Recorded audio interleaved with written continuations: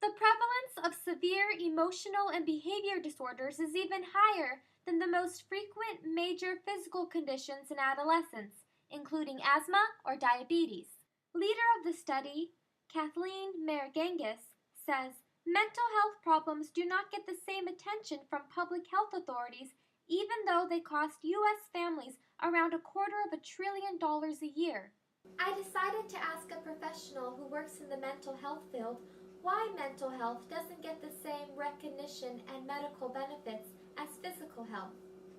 Speaking from her Florida office, psychologist and scientist practitioner Dr. Sarah Raven shares her thoughts.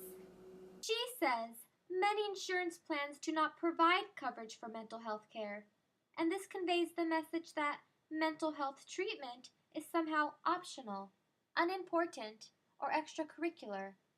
Dr. Raven says the brain is arguably the most important part of the body, so why should treatment of brain diseases be viewed as less essential than ophthalmology, endocrinology, or dermatology?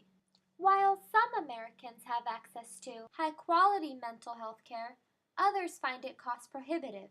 It was difficult because I do have insurance. I make too much to qualify for like the public services that are out there for individuals who don't they don't have insurance, they don't have income. Fortunately, there are places out there that offer mental health services for people at affordable prices. The University of Oregon College of Education, also known as the HEDCO, is one of them.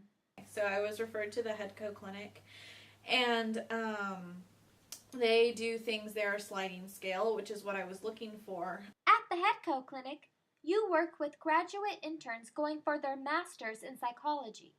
I've been going there for a year and a half. For the first year, I had one counselor. She graduated, so that's kind of like a give and take. I can afford to go, so I get a new counselor each year after they graduate, and I'm okay with that. It gives me a new experience.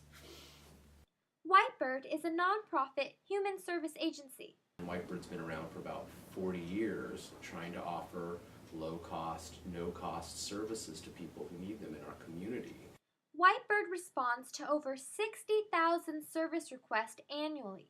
We have both Cahoots now running, both 2 different trucks, 12 hours a day, every day a week, as well as the crisis office open 24 hours, 7 days a week, so that when people do have issues, they have at least somebody they can reach out to for free at absolutely no cost at any time, at any point. All the services available through Whitebird's crisis line can either be a face-to-face walk-in, home service, or an anonymous call over the phone. A new federal law took effect on January 1st called the Mental Health Parity Act. The law requires coverage of mental health care to be the same as that for general medicine. That means co-pays, co-insurance, deductibles, and out-of-pocket maximums. This is Alex Balalunga reporting for UO News.